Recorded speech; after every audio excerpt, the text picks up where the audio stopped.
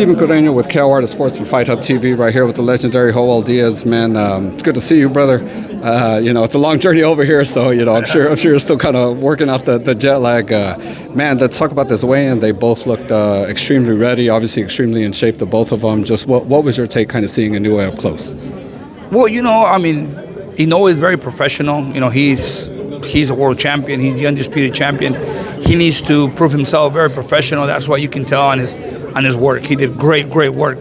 And as well as you can see on MJ. MJ is well prepared, physically, mentally. You can see he really wants it. He's been asking for this fight for a long time, so he prepared himself 100%. There's nothing was left behind. No corners were cut. So I'm pretty sure this fight's gonna play out really well. That's something I was talking to Vadim about. He has been mandatory for 2 years now. Eddie Hearn was pretty vocal about he thought, Inoue was ducking him for a long time. Just obviously we're here now. Maybe that stuff doesn't matter. But do you think there was a reason for that? Do you think there was a reason why they kind of, delayed it a little bit? I don't know. I don't know. I'm just a coach, but I do understand that there's a business in the sport, And when the promoters do their business, they know when and where. And I just think that it was just not the right time. They want to let it, sit a little more, create a little bit more attention, make it more worthy for the people. And I think this is the time.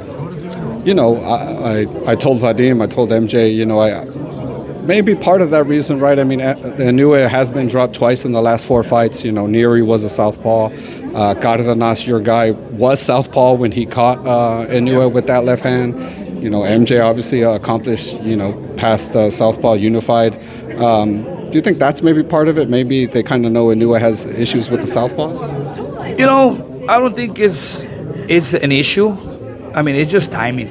I just think that the perfect timing in an exchange. What I really noticed about Inoue, he's a go-getter. He's a go-getter. He don't care. He's in there to win. He is aggressive, and that happens. Just being knocked down because you're an aggressive fighter. You go in there looking for the kill and you get caught. It's normal. I don't see it. Like a declining on him. It's just that it's just his style. He's a fighter that comes in with a lot of bad intentions to hurt you, and he's a risk taker. So that he gets caught, he goes down and he gets up. And I just think that for this fight, if the same thing happens with MJ, it's going to be different. If MJ catches him with a good shot and drops him, he will not let him recover. MJ is a little smarter than Cardenas, and he has more experience in that particular area because MJ, he fought international, he was an Olympian, he has a lot more experience at that level. Cardenas was barely moving up into that level. It was his first rodeo, and I just think that he wasn't ready based on experience. And I just think that at this point, MJ catches him, he will not let him recover.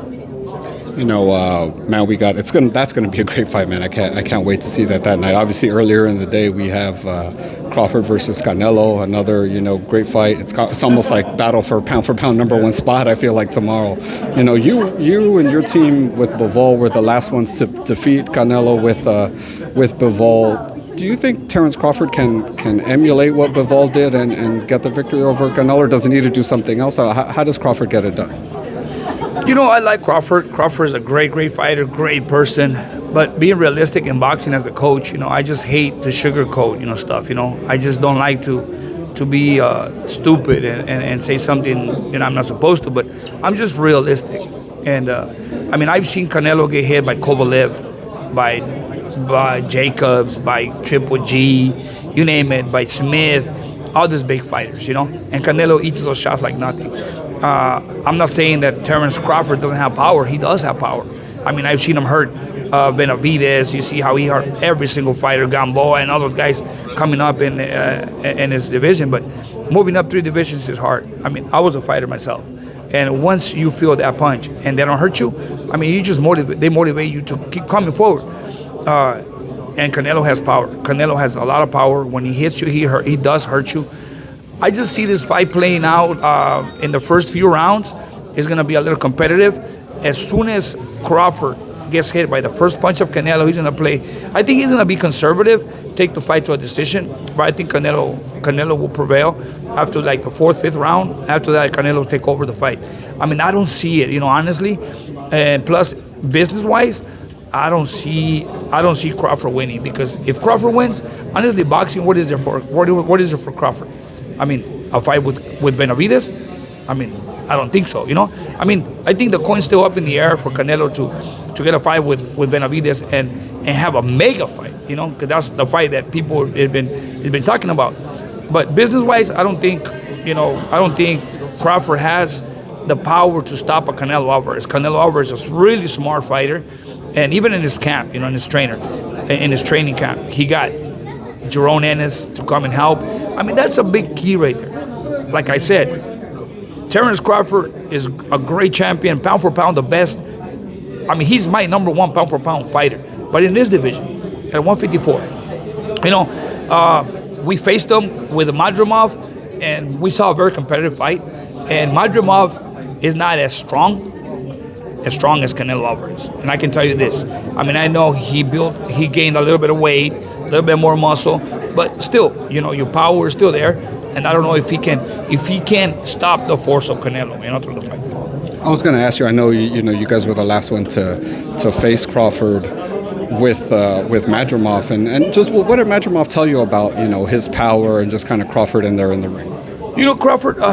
Crawford is like I said, he's a great fighter. He's a technician. He's got really good timing. His IQ in boxing is really high. But Madrimov said he never got hurt. Crawford never hurt him. He was very technical. He was really smart through the fight. There was not really a lot of exchanges. I only saw good exchanges in the 9th and the 11th round. Other than that, I mean, I think Madrimov landed the better shots throughout the whole fight. Oh, well, it's going to be an excellent fight, man. Thank you so much. Best of luck tomorrow, and thank you so much for the support, man. Always, brother. Thank you.